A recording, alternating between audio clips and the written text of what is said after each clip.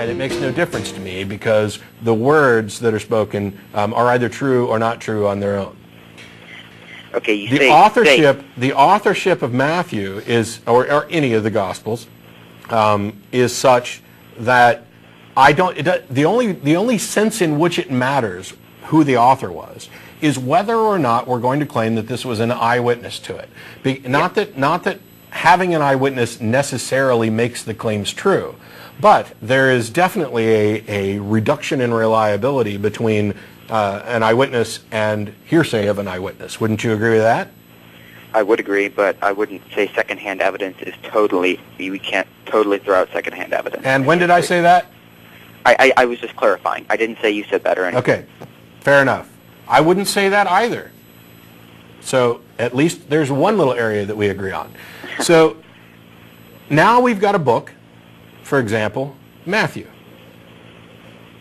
In most books, most accounts that we would assess historically, it wouldn't matter to me who the author was. It wouldn't matter to anybody.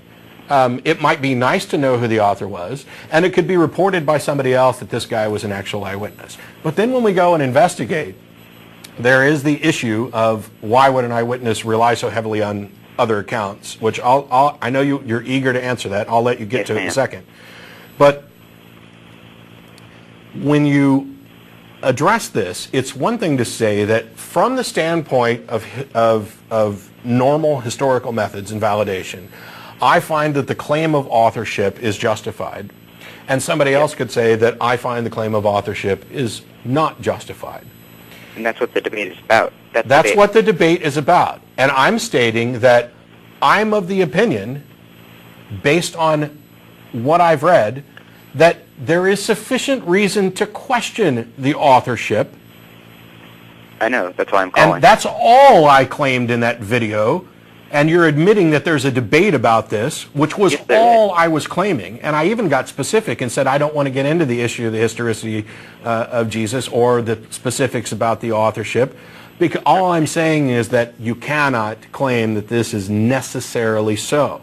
And if you then go and expand to not only, as many believers do, claim that this is necessarily the author, but then to extend that to this necessarily happened, you have committed a huge violation, at least by my standards, of what one should do when assessing evidence for claims.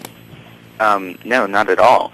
Now, what the debate is about is, by these historical criteria, did Matthew write Matthew? And I say yes. I say there is absolutely extremely good reason. And I say I don't know. I know you say that. So why did you get so upset? Because I said I don't know. Dude, I wasn't upset. Someone asked me to respond to it, okay? Well, why did you attack me as if I said that he didn't, when you know I said I don't know? Because you said we don't know who wrote it, and that's essentially a claim that we have no idea who wrote it. No, it's not a claim. Okay, it's not a claim that we have no idea. It's not a claim that there's no debate. It's not a claim that there's no discussion. It was a claim that I don't know who wrote it, and neither does anyone else, at least existing. Somebody probably knows who wrote it. You're convinced that you know who the author is. You've been convinced by some set of evidence.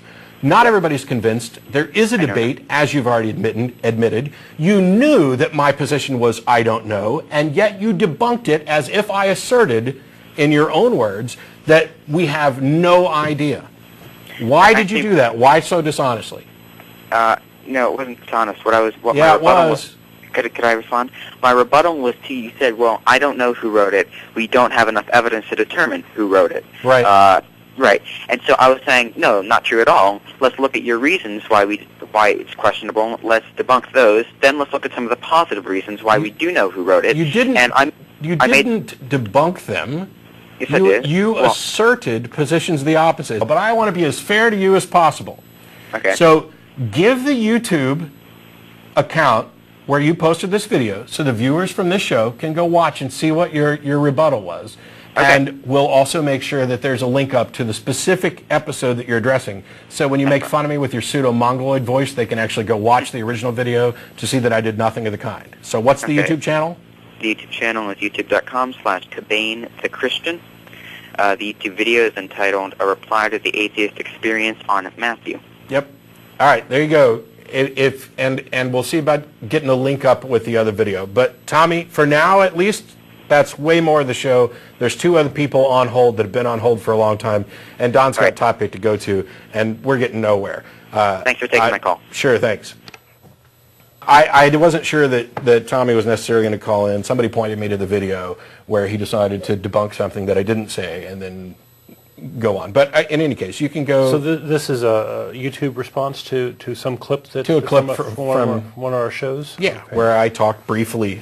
Yeah. Briefly. I should mention that we have almost 800 clips that our fans have put up. Wow. It's just astounding. Thank you. Yes. And by the way, the short YouTube clips are the ones that seem to draw in the most people, which means the clip of that discussion will never make it on YouTube. And I apologize. You might be surprised. This is something that let me touch on this for a minute. I don't want to talk through the whole show. You can get back to your stuff, and we'll take more calls. The show's been on for about 11 years. I've been doing this for 4 and some change years, approximately years. We get lots and lots and lots of email, and some of it is laudatory, some of it is critical, some of it is pointing out mistakes that we've made in the past. And I've repeatedly thanked people for pointing out mistakes. We will, if it's a serious enough mistake, correct it. But I go out of my way on many occasions to put on my Christian hat and play theist advocate. When, for example, and I hate to keep picking on Don, if Don comes on and starts talking about something and it goes a step or so further than I think it should from the standpoint of a Christian about maybe painting people with a broad brush, I jump in. When it comes to claims of the historicity of Jesus or the authorship of the Bible or any of those things, I'm not a historian, don't claim to be. Matter of fact, I don't claim to be an expert on anything except my opinion. And I'm fairly decent at explaining how I got to my opinion. Far from an expert even at that. But when I come on and I bend over backwards to say, you know what, here's the NIV, this is what it says about the authorship of Matthew, and this is something that isn't known by most Christians, because most Christians just assume Matthew, Mark, Luke, and John, they were written by the apostles. Some serious biblical scholars that have done that, right? And right there, I mean, go crack open an NIV, read what it says about authorship. Go to Wikipedia. It's generally reliable on subjects like this. Read what it says about authorship. My only position was it is unjustified, in my opinion, to assert that the author is X if we don't have sufficient evidence to say that. And if there's Bibles printed that say we don't have sufficient evidence to say that, and there are debates, as even the person who wanted to disagree with me admits that there are, then my statement was completely justified. And if you go watch his clip, you'll see that he'll claim that he debunks everything. And in actuality, he simply asserts. When I point out that there's no contemporary eyewitness testimony to any event in the life of Jesus, this old tired canard has been debunked I don't know how many times. It's nonsense. And that's it. He does not explain why the lack of contemporary evidence, he doesn't, matter of fact, he doesn't dispute that, but he doesn't explain why it's tired. And it's not tired. It might be tired to him because he doesn't have anything to say. The fact of the matter is, if the only reports of Elvis we had were written 5 years ago, and people were claiming he was still alive, it would be completely justifiable to say that there are no contemporary accounts. Actually, Elvis is probably a bad pick because we're close.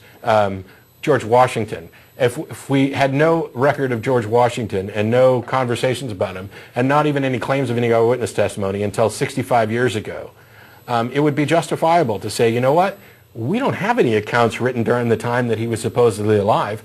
We can't even be sure that the claims of eyewitness accounts are coming from eyewitness. Anyway, that's way too much time. King Arthur's a fine example, right? Yeah, and there were plenty of people who believed, Paul Bunyan and other things, that were, just because your particular mythology became incredibly popular. And by the way, I'm going to have to look into whether or not there's miracle claims in the Quran, because I'm not going to accept your word for it, and the same reason I'm not going to accept the anonymous author of the book of Matthew when he says that zombies got up and crawled into Jerusalem. Brains. You can't win. You can't win with original sin.